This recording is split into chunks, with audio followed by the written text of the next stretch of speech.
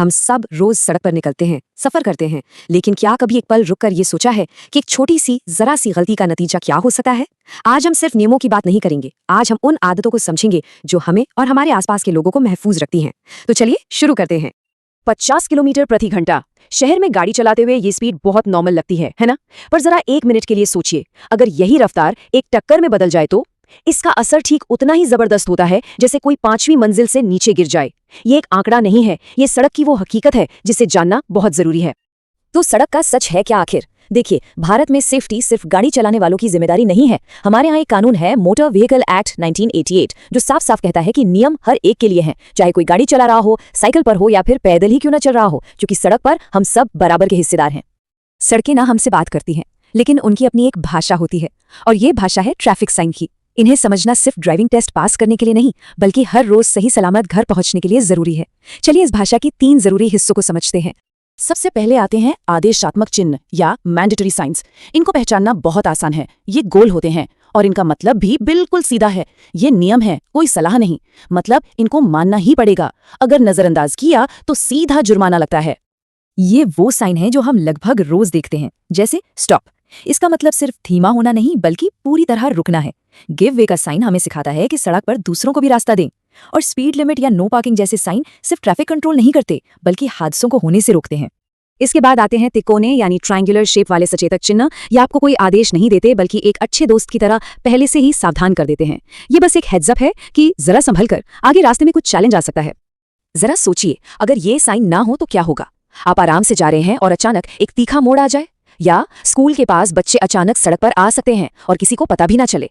ये साइन हमें ऐसी ही अनएक्सपेक्टेड सिचुएशंस के लिए पहले से तैयार करते हैं, चाहे वो कोई संखरा पुल हो या फिर रेलवे क्रॉसिंग।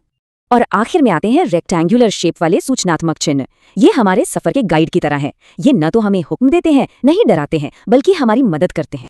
सोचिए, एक लंबे सफर पे ये साइन कितनी बड़ी राहत होते हैं। गाड़ी में पेट्रोल कम है, अरे आगे पेट्रोल पंप है।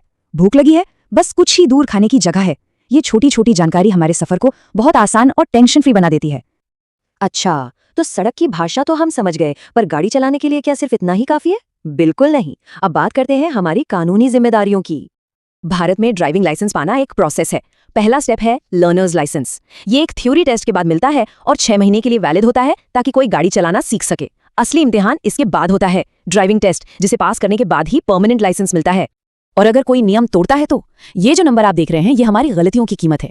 बिना लाइसेंस गाड़ी चलाना हो या फोन पर बात करते हुए ड्राइविंग, ये जुर्माने सिर्फ पैसे वसूलने के लिए नहीं है। ये इस बात का रिमाइंडर है कि हमारी एक लापरवाही किसी की जिंदगी पर कितनी भारी पड़ सकती है।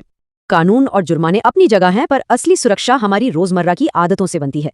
चलिए अब उन छोटी छोटी चीजों की बात करते हैं जो असल में बहुत बड़ा फर्क पैदा करती हैं।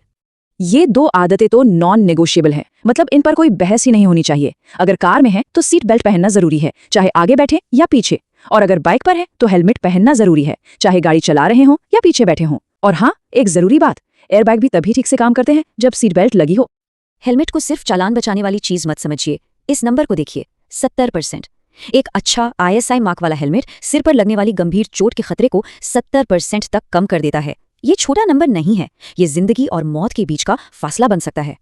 सड़क पर ये 4 आदतें हादसों को खुला न्योता देती हैं। ड्राइविंग के वक्त फोन का इस्तेमाल, नशे में गाड़ी चलाना, सड़क पर बेवजह गुस्सा करना और आगे वाली गाड़ी से बिल्कुल चिपक कर चलना। एक आसान सा नियम है, 2 सेकंड रूल। मतलब आगे वाली गाड़ी से इतनी दूरी रखें कि आप तक पहुंचने में कम से कम 2 सेकंड लगे। हम सब यही चाहते हैं कि कभी कोई हादसा न हो, लेकिन अगर हो जाए तो क्या हम मदद करने के लिए तैयार हैं? सही जानकारी और थोड़ी सी हिम्मत किसी की जिंदगी बचा सकती है। आइए जानते हैं कि ऐसे मुश्किल हालात में क्या किया जा सकता है। डॉक्टर और एक्सपर्ट्स एक टर्म का इस्तेमाल करते हैं, गोल्डन आवर, मतलब हादसे के बाद का पहला 1 घंटा। कहते हैं कि इस 1 घंटे में अगर घायल को सही मेडिकल मदद मिल जाए तो उसके बचने की उम्मीद कई गुना बढ़ जाती है। ये वो 60 मिनट हैं जो सब कुछ बदल सकते हैं। और कोई भी मदद कर सकता है, इसके लिए डॉक्टर होना जरूरी नहीं है। बस ये ABC याद रखिए। A से एयरवे, देखें कि सांस लेने का रास्ता खुला है या नहीं। B से ब्रीदिंग, चेक करें कि सांस चल रही है या नहीं। और C से सर्कुलेशन, देखें कि कहीं से बहुत ज्यादा खून तो नहीं बह रहा। अगर हाँ, तो उसे किसी साफ कपड़े से दबाकर रोकें। ये 3 कदम किसी की जान बचा सकते हैं। और हाँ, एक बात और, मदद करने से बिल्कुल मत डरिए। भारत का गुड समैरिटन लॉ आपकी सुरक्षा करता है। अगर आप किसी घायल की मदद करते हैं तो कोई भी आपको पुलिस या कानूनी मामलों में बेवजह परेशान नहीं कर सकता। आपकी एक छोटी सी कोशिश किसी के लिए पूरी जिंदगी बन सकती है। तो हमने नियम जाने, संकेत समझे और मदद करने के तरीके भी सीखे। पर इन सब चीजों से ऊपर एक चीज है और वो है हमारी सोच, हमारा माइंडसेट। क्योंकि आखिर में सड़क सुरक्षा सिर्फ नियमों का खेल नहीं बल्कि एक मानसिकता का सवाल है। हम सब ने ये कहावत जरूर सुनी होगी, देर आए दुरुस्त आए। सड़क पर यह सिर्फ एक कहावत नहीं बल्कि जिंदगी का सबसे बड़ा नियम है। अपनी मंजिल पर कुछ मिनट देर से पहुंचना कभी न पहुंचने से हमेशा बेहतर होता है। तो चलिए इस पूरी बातचीत को एक सवाल के साथ खत्म करते हैं। अपने लिए सड़क सुरक्षा क्या है?